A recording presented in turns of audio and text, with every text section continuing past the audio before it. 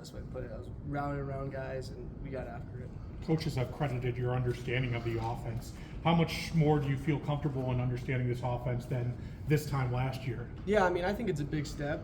There's a so-called, you could call it my second year in the system, right? We kept very similar terminology, so I feel like that's a big step for me of confidence, knowing the offense better than most, for sure. Where do you think you're better now than you were early in the season last year? Yeah, I mean, I think the role of leadership is where I personally have stepped up a lot, and it comes with the position, but I also think playing the game, you get better, so I've been able to improve in most aspects of the game, for sure. A lot of people mention your height as well. Just how do you push back, and I guess what's it like for you, behind the line there? Yeah, I mean, football's football, and height's not a big deal to me, right? A lot of people talk about it like it's their favorite thing to talk about it, but some of the greatest quarterbacks of all time are under 6 foot. Because what's it been like for you preparing? Your only other start you found out a day or two before. You've had a couple of weeks now. Just how different has it been? Yeah, I mean, like I just mentioned, the whole confidence thing is such a big deal, and preparing's obviously not going to be as different from last year because I was preparing like I'm going to play no matter what. But I think it's more so the confidence that I'm going into with game one. You talked about the 6 foot quarterbacks. There's a lot of them out there. Is there any of them you studied to see what they do and how they overcome certain things? Yeah, I mean, I was a big Drew Brees guy growing up. He was so fun to watch, and he was a stud. And it's really like the best way to put it is they're all playing quarterback in their own way. And so that's where I'd put myself. Is I'm just playing quarterback in my own way, and my height's not going to affect the way I play. How do you do it your way where it doesn't affect your ability to throw the ball or see the ball downfield? Yeah, I mean, there's times where it's tough, right? Like I'm not the tallest guy out there, and there's times where it's tough, but it's being like having your little tools of packages. But it's also like I was just talking with Chris and Cam about it. Like Cam's like, I've never had a quarterback under 6'2", so sometimes I don't see you, I just see the ball.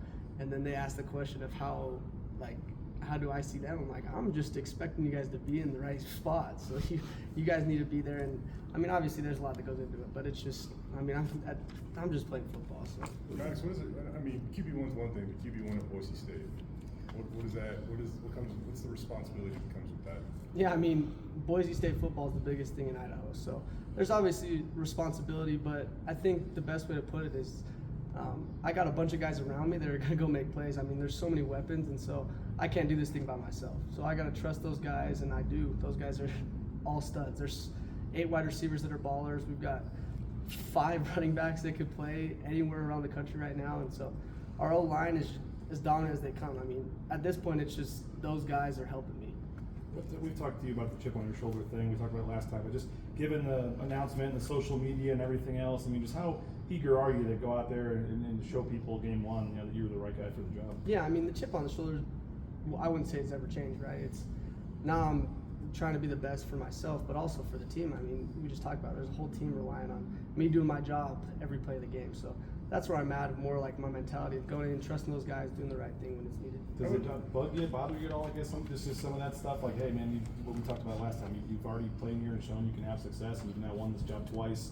I mean, just what's your feeling? I guess with kind of some of the outside noise. Yeah, I mean, I'm not the biggest when it comes to outside noise. I don't really care what other people have to say. I know I've got 11 guys that can trust me, and I trust them, so that's all that matters to me. How was it revealed to you? Like, how was the news delivered, and did you expect it and all that stuff at that given time? Yeah, I mean, it was just a conversation with Coach Cutter and Coach D. I guess I talked to Coach D first, then Coach Cutter.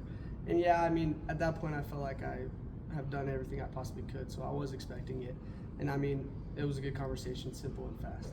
Was it something where they called you into an office? Was it a pre-planned meeting, or was it just like after? Was it that Sunday they said, hey, let's come out and talk? Yeah, I mean, that Sunday after our second scrimmage, we've always done the roll call kind of thing where every guy finds out where they are. So it was just that position, and that Sunday is where it happened. Were you nervous? I wouldn't say I was nervous, no. Did you expect to be number 1 at that point? Yeah, I did. Kind of a unique time in college football history to be named the QB1. With everything you guys now have to play for, what's it mean to you to have the opportunity to lead this team to potentially new things? Yeah, I mean, it's awesome. All the hype that Boise State football is getting is awesome, right? And I think it's a better thing now where I've got so many guys around me to where we can do this thing, and it makes me feel like awesome. I'm in a good position. I'm confident with everything we've got going on, and we've got a team that wants to go out and compete every day. And battle. So it's a good feeling for sure. A lot of your teammates and even Coach Johnson yesterday was talking about how this team has not won an opener since 2020. You know, what's kind of the hunger to start 1-0 for you guys? Yeah, I mean, we always talk about it in practice and everything, but starting fast is a big deal, right? And if you can start the season 1-0, it's a game changer for sure. So we're gonna go get after. We're gonna have a fun time. We know what we got to do, and we're going to. All we hear about through the preseason, how impressed have you been with Latrell? It seems like every scrimmage you heard about him doing some crazy stuff out there. Yeah, I mean, Latrell Caples is a guy that he's gonna do everything correct, and half the time it's not even him touching the ball. I mean, he's a physical blocker in the run game, but he also is like, he'll run for the love of the game routes where he knows he's not getting the ball, but he's just gonna do it because he cares more about this team than he does getting the ball. And I mean, you always talk about it, like the football gods are going to bless those guys that care more about the team. And so him coming out there and having a good scrimmage, the second scrimmage, I mean, great scrimmage, it was good. I mean, that's earned by Latrell Caples. Everything's earned. everybody says how well you know this offense, but I want to hear from you, like your perspective. Like, how do you get to this point? What's your process? Yeah, I mean, I'm a big routine guy. Whether it's I have to brush my teeth every morning, wake up at the same time. Like, I'm a big routine guy. So when it comes to like the whole game plan and stuff, like I have a routine. I'm still working through it. I mean, it's nice that I had Bush to learn from and Coach Cutter to learn from on the preparation side. And I think that's the biggest thing, is asking so many questions to where it's like I've gone through every possibility of what's going to happen. And so it's like the questions asked is what is needed. And I feel like those guys help me so much. I mean, you talk about Steve Cooper, that's overqualified of his job for sure.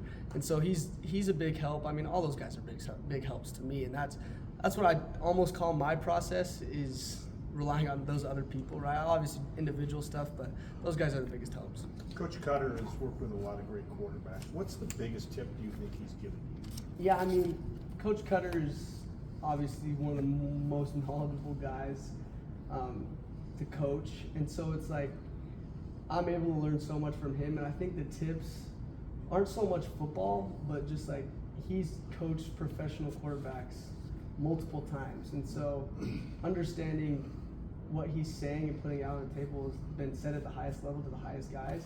And I think a tip or so of his is just like commanding the game, right?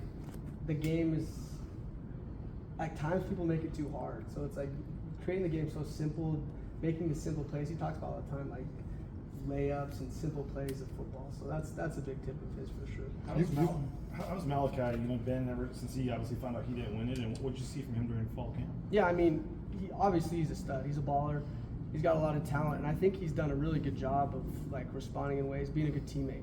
So on that aspect, I'm extremely proud of him. He knows he's a good player, and him and I still have an awesome relationship. So that's good for sure. You've now beaten out a quarterback who's starting in the SEC and a 5-star transfer from USC. What does that do for your confidence? I mean, it's a big deal, right? But it's also I have my own confidence internally, where it's like I know the player I am and stuff like that. And like I said, when there's so many guys around me, how could I not be confident? Coach D mentioned yesterday, Cy Gaines, he'll be playing a big part in offense and special teams. Just what can you say about him and your guys' relationship? I mean, Sire's funny. He's sitting back there, so Yeah. maybe I'll try and be mean. I'm just kidding now. But Sire's a stud. I mean, talk about a guy that goes 100% every time, and is more than that. And so it's going to be awesome to have him in the back room. He's going to help us a lot. Physical as can be, shifty, fast, and he'll score touchdowns this year. He will, 100%. What is the difference between being QB1 and QB2 on game day, but also on Tuesday?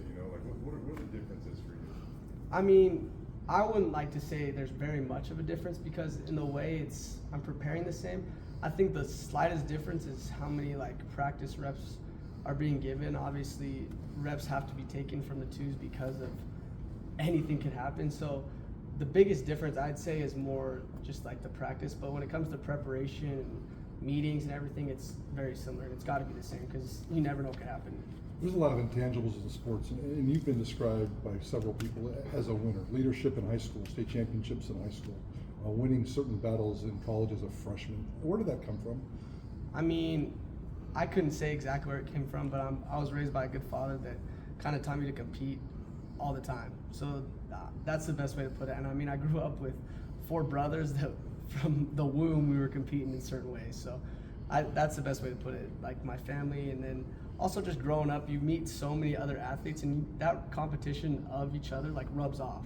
So the more competitive you get in the sport, the more competitive yourself gets, right? So like that's the best way I can put it is, as I've gained, I feel like I've always had a competitive nature, and now it's just the highest competition there is. Maddux, last year, you know, I'd say there's conflicting reports about, you know, who was starting and how much who was practicing and all these things. Is the message clearer this year? And if so, in terms of how many practice reps you're getting with the ones going into a game, how much does that help you? Yeah, I mean, I think as crazy as it was last year, those coaches did a good job of actually like stating what's going on and like all that stuff. So in a way it was clear, like, I mean, by game time you really had no idea. But this year, I mean, it's just, right, it's way more clear, and I think when practice reps comes around, it's a better understanding, and it is as clear as it can be. What do you see from Georgia Southern's defense? I mean, they're fast, they're physical, they've got a lot of guys returning, their front's solid, but realistically it's like the first game's tough because you don't exactly know what they're going to do. They haven't played a game yet where you can sit down and break down game. So a lot of it's going off last year's films. They play fast, they play together, they move around like no other. So I think that we're going to do a really great job against them. We've got, I like our matchups better is what I'd say about it. So.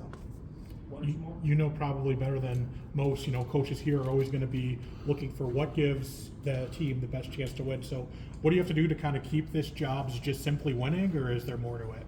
Yeah, I mean, the best way to put it is like you said, the coaches want this team to win, and so winning is what's gotta happen, right? Like at the end of the day, we could go out and score 50 points and it'd be 50-51 and we lose, and at the end of the day, like, we're not winning. So we gotta, like, in my position, I've got to rely on other people. We're a whole team now. I mean, we talk about all fall camp of going offense versus defense. We're a whole team now, so when it comes down to it, like, the leadership aspect of it, of keeping the team together is a big part of it. So I mean, at the end of the day, it's just winning, right? Did any former Boise State quarterbacks maybe reach out since you won the gig, text you, say, hey, you know, good luck, go for it? Any names? No, but I mean, there's guys I've talked to over the summer. I got to play golf with Taylor Tharp. I got to hang out with Jared Jabansky. So, I mean, there's guys I've talked to for sure. Vinny Peretta is a good one. I mean, he texted me, like, he actually is the one that texted me. He was like, hey, man, like, you look good. So, I mean, that's awesome to hear from those guys for sure. Just, I asked you a little bit about the responsibility of being QB1 at Boise State. When you sit in that QB room and you see Brett Rippon on the wall and Kellen Moore on the wall, like, does that sink in now that, like, you're next in that legacy? Yeah, I would say it does 100%. Those are like really good quarterbacks, and we talk about the last couple of years of like Boise State football, and it hasn't been the expectations everyone has. I mean, 12-0 is what happens, and those guys did a great job of that. So looking on that wall, it's like, all right, this is my position I have to be in to get back to where we once were. All right, thank you.